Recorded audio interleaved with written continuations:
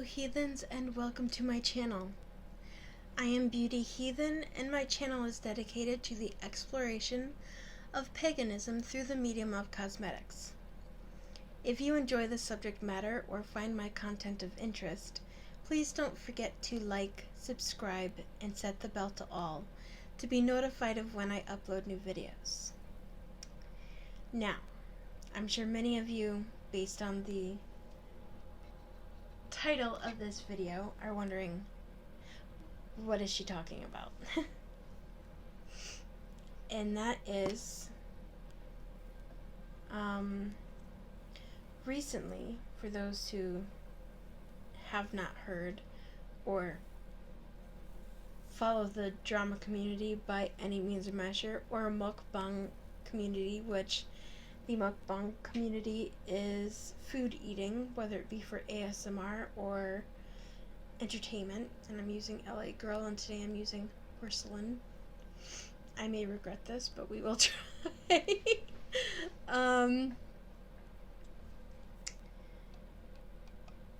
If you've been following the whole Stephanie Sue, Nikocado Avocado, Zach Choi drama, you may have heard or seen that Nikocado Avocado had mentioned in one of his videos that his husband Orlin is a brujo, and that they were taking steps to protect Nick from curses, hexes, and all that stuff. And one thing I said was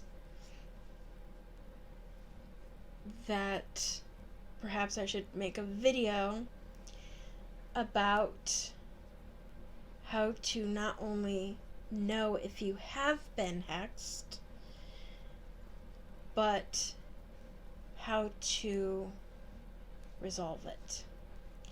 And I think the best way that I can do that is by going into my own story of having been hexed. And ironically, it was one of those things that led me into this spiritual path. The light doesn't like me today. Or I should say camera. But when I was a teenager, and as anyone who has been watching my videos may have already heard me say, I am an empath.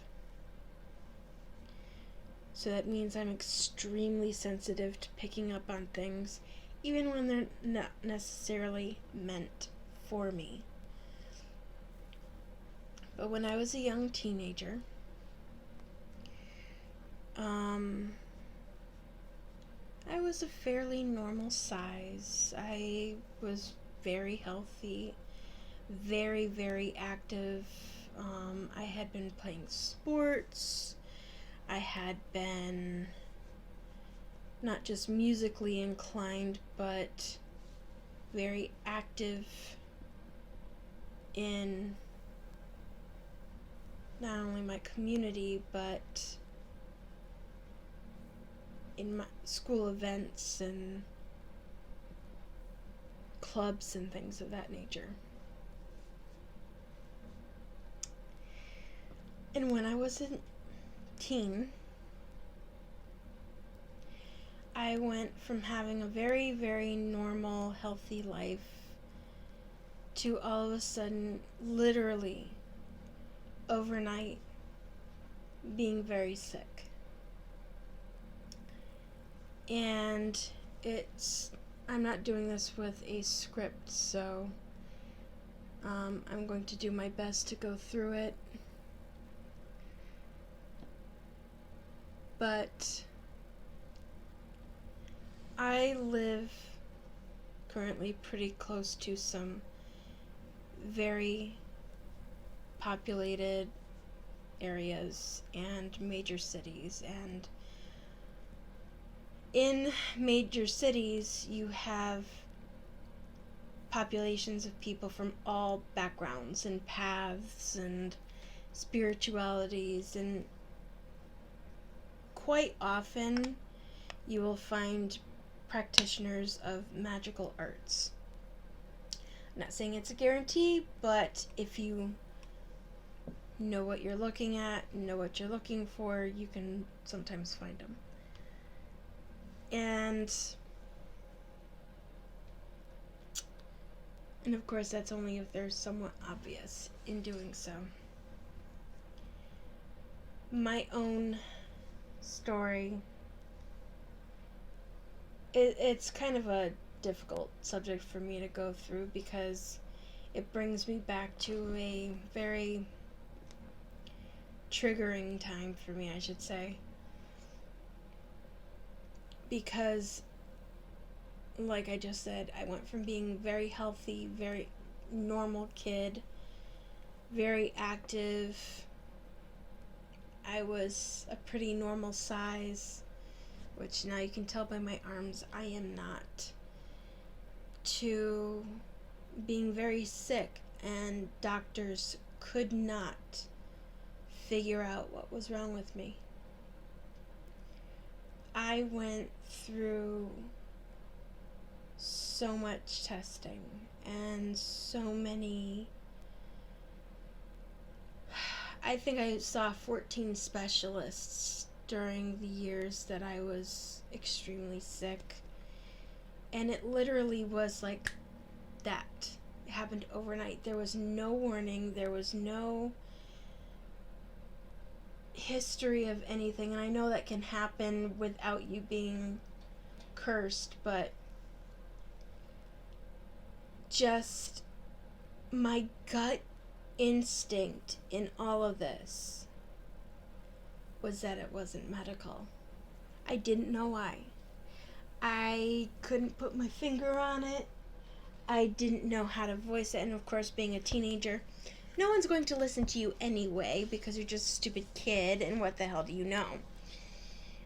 But something just deep in my gut, I knew something else was wrong, and it was not a medical issue. And this is around the time that I really started to realize that my intuition never misguided me. On the eyelid area, I am going to put the color Geodude. Hey, I'm putting a Pokemon on the eyes. This is also from the Kathleen Lights So Jaded palette. I am going to do my best to apply this. As we know, colors, the foundations and cosmetics don't always apply as I want them to, but so far, not too bad.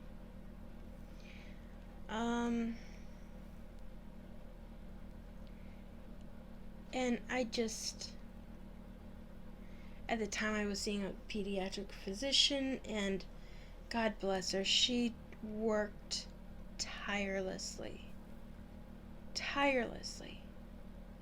to try to figure out what was wrong and how I'd gone from a perfectly normal, healthy kid to being so sick. I mean, there was even times where she questioned whether or not I was faking it and everything, and she asked me to come in when I was having these bouts of this stomach issue where I was literally doubled over for a week. I could hold nothing down. I lived on baby food during those weeks, the little jars that you get in the store, and crackers, because I could keep nothing down.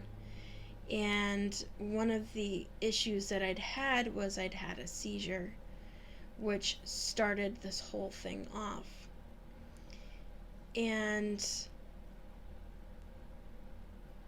they, because the seizure was caused by extremely low blood sugar, they wanted me to do a hypoglycemia test, which at the time, I don't know if it's any different now, would have been extremely difficult on my system and everything of that nature, and we didn't end up doing it. But I had later my mother had told me I had a second seizure, which I can't tell you. I don't remember feeling that same grogginess or anything of that nature like I did the first time, so I don't know. But because of that, they put me on a medication called Depakote. And I'm not saying this as to say don't take this medication, but I can tell you from my own personal experience that it ruined my life. I gained 200 pounds in a year. Again, I was very active. I was participating in school events. I was, walking home 2 miles every single day with a 60-pound backpack on my back. I was not overeating. I was not changing anything. And this medication caused me to become severely depressed. And it ruined me from my own personal perspective. And being on a medication that affects your hormones and everything during puberty, when your hormones are already out of whack and everything's going nuts, obviously was not beneficial to my system.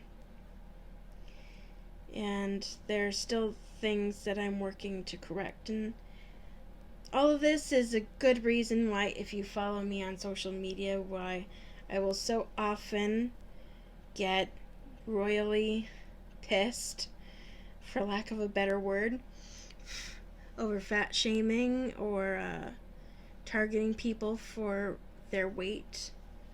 It's disgusting because you never know somebody's story. You never know what may be causing them to have gained weight. You never know their history. You are not in their bodies. You don't know if they're healthy or unhealthy or anything of that nature. If you assume that somebody is unhealthy because of their size, or if you assume that they are healthy because of their size, I'm sorry, you're an ass. Because you're not in their body, you are not living their life, and you do not know what's going on. So can we all please make sure that that bullshit stops? Sorry, little rant, but it's one of the reasons why it's a very big trigger for me, and that turned out a lot darker than I expected it to. Looking at the palette, it does not look that dark. It looks a little bit light, like a light pale green. But again, it could very well be how the cosmetics are interacting with the foundation, and it could very well be a number of factors, so don't go base off of this. It just didn't turn out how I anticipated that it would. So I'm going to take a look at the palette and see what I want to do next. So for 3.5 years, the neurologist that I was seeing did not want to take me off this medication, even though it was making me severely depressed, even though it was affecting my memory, my ability to do well in school. I'm using a little bit of my precious. Every time I see that, it makes me think of Golem. And I'm putting it over the top of it to try to kind of lighten that color a bit. And it's working, so I'm not going to complain.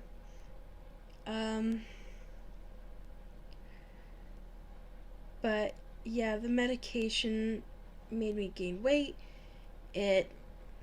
I was not doing well at all. And when I say I couldn't remember anything, I mean my memory from being a kid all the way to what I'd had for breakfast like an hour beforehand was all gone. So you can imagine trying to get through high school, and women in particular, females, going through puberty, it is not friendly for us, and hormone shifts and all of that kind of stuff can greatly affect our ability to remember things as it is, let alone being on a medication that can actually cause memory loss, which this one did. And this was pretty much the very beginnings of me learning how sensitive my body is, and that I not only get the normal run-of-the-mill side effects, but I can get some of the absolute worst ones, and even the ones they say, stop taking this medication immediately and call your doctor. I'm using a little bit of Urogem, trying to use this as a bit of a blush, which, as we can see, it's a little bit dark. But I'll see if I can blend it out a bit.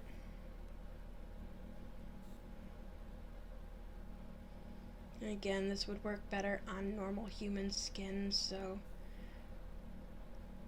don't go based off of this application and my being a novice with this kind of stuff as a reflection of the actual cosmetics themselves.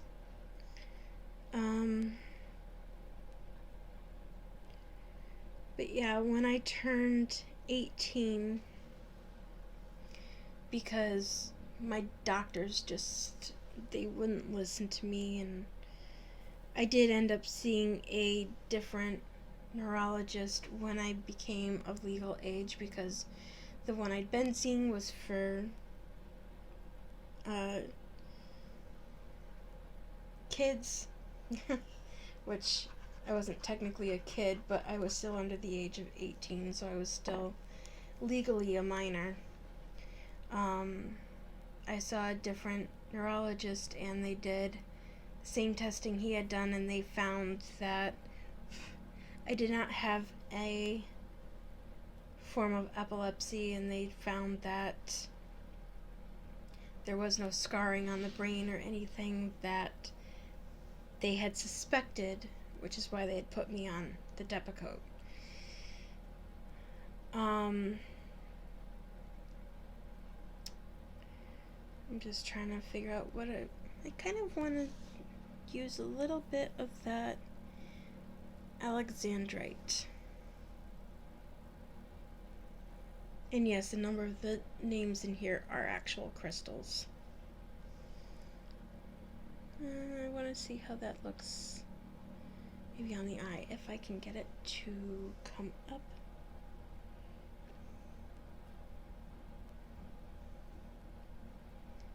Can I get it on the brush? Okay.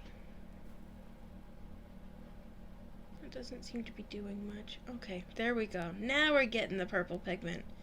Yay! That's what I was looking for. Purple's my favorite color. And while this isn't turning out how I'd hoped or thought it might, we're winging it and seeing what happens. And who knows? At the very least, maybe someone watching this can learn from my mistakes of what not to do. But it was just a very, very, very, very difficult time. And when I turned 18, because there was years and years and years of me trying to get the doctor to take me off this medication and try me on something else, and he just refused, and he kept coming up with excuse after excuse after excuse not to wean me off like he had promised to in the very beginning. He said, we'll try it for 6 months and then see how it goes and try weaning me off, and that just never happened. He kept coming up with excuses, which to this day I wonder if he wasn't getting some sort of kickback from the pharmaceutical company, but that's just my feeling on it. I don't have any proof, and it's not an accusation I'm making. It's just my question, rather. Because instead of trying it for 6 months, I was stuck on it for 3.5 years. And having been a minor, I had no rights to my own body or my own health care. And that's not a reflection on my mother. She did the best that she could. She listened to the doctors and followed their advice as they gave it.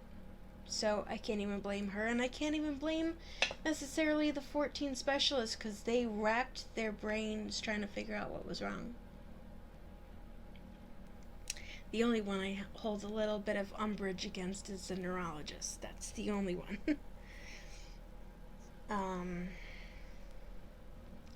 Let's see, is there something? I think maybe I'll try a little bit Jasper on the top section to try to fix maybe some of that coloration. Which you of course wouldn't normally do. You want to highlight this area, not deepen it, especially if you have deep set eyes. You don't want to do what I'm doing. Sorry, I'm trying to blow away some of the powder.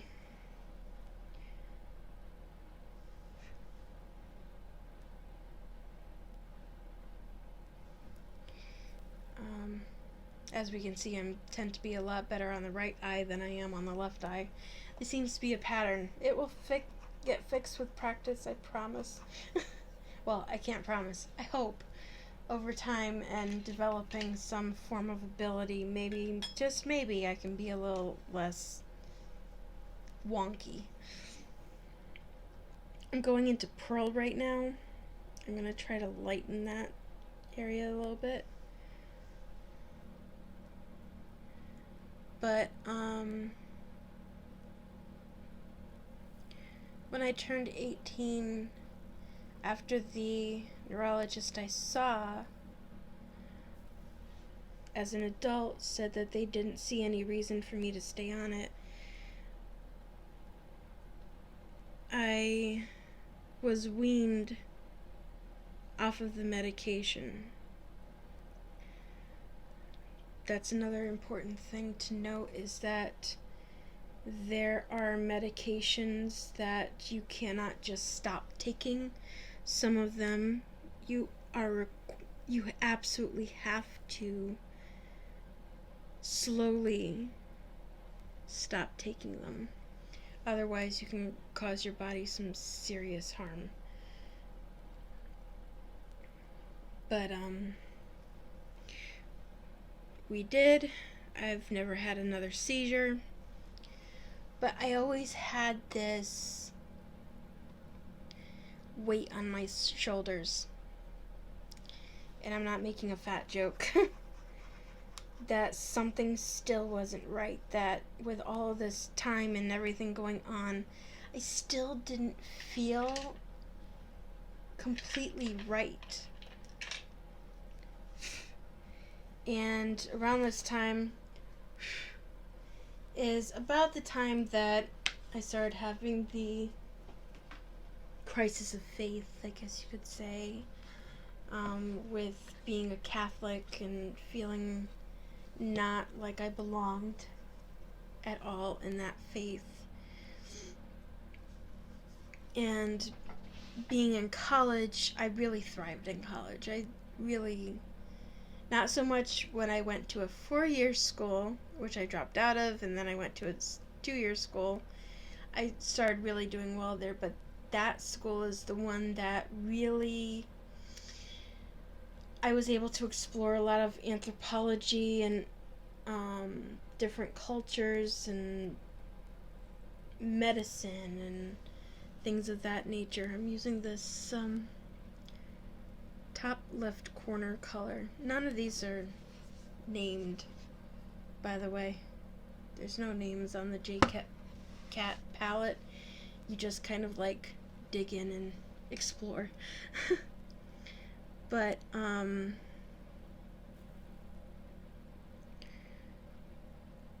I started learning about other cultures and other belief systems, and I really, really loved the subject of anthropology and exploring different cultures and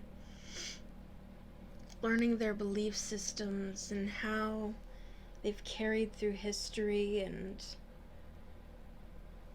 into modern day society and all of that kind of thing. And even so, over time, it took me a while to find someone to help me.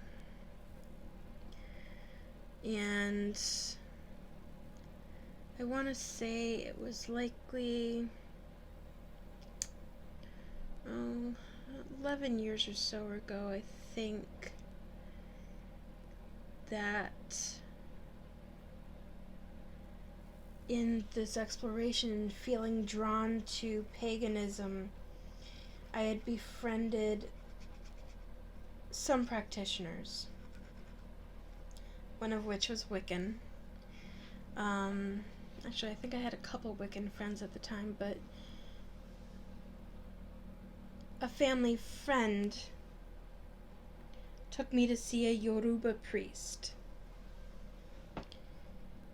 because they were sensitive enough to pick up on that something just wasn't right. And I'd been living with this issue for a very, very long time by this point. And even though I wasn't sickly like I had been, I just felt like something still wasn't right. And when they took me to see the Yoruba priest,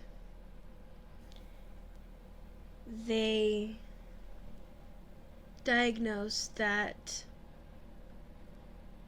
what brought all of this on was I had been cursed. It hadn't been meant for me, but because I am so sensitive, it bounced to me and attached itself to me. Now, one of the reasons why I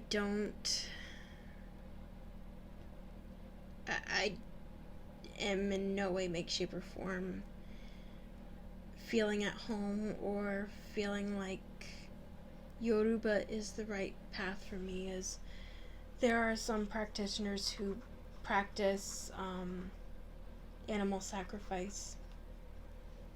I'm not blasting them. It is their belief system, and I know I may anger some vegans or some animal rights activists with that, but this is a culture that's been around for thousands and thousands of years, and I don't feel I have the right to tell them how to practice their spirituality. All I can do is say, I'm sorry, but this is not for me because it goes against my personal ethics as a person.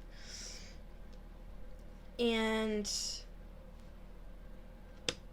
initially I was like, I can't have an animal be sacrificed for me. I can't. It goes against everything that I am and every belief system that I carry. And a friend of mine who is Wiccan found a ritual to help me remove the curse. And I will always be extremely grateful to her. And I remember the first night, because I felt I had to do this ritual for 3 months, because the ritual called that it be done on a specific night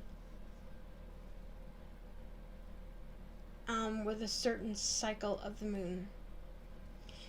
And I felt I had to do it 3 times. The first time I did it, I had been talking to her, I'd been talking to another friend, and the night I was planning to do it, all of a sudden, I started getting sick.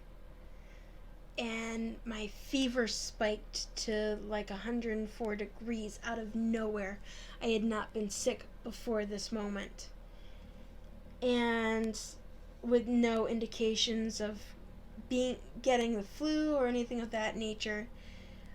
I didn't feel that head cold or viral. I just had a fever come on out of nowhere without being sick. And my friend, who is Wiccan, said, "This is the curse trying to stop you from going through with this ritual." She's like, "I know it's hard, I know you're tired, and I know that this fever is really, really sucking the life out of you right now, but you have to go through with it." So I did. I came up the stairs, and it was a ritual that I not only had to say some words, light some candles, but it was also an herbal bath. And doing so,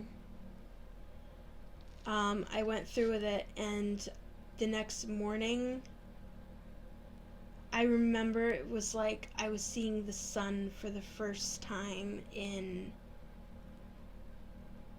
years and years and years. Well over a decade. And I felt this heaviness that was over me lifted. I did go through with it with the following 2 months just to make sure that anything remaining was off me. But afterwards, I got another reading from the Yoruba priest, and he said it was gone. He didn't know why, and I didn't say anything. But it was gone. And it's just one of the big indicators of figuring out that you've been cursed is one day everything can be going perfectly fine, the next day everything goes to hell.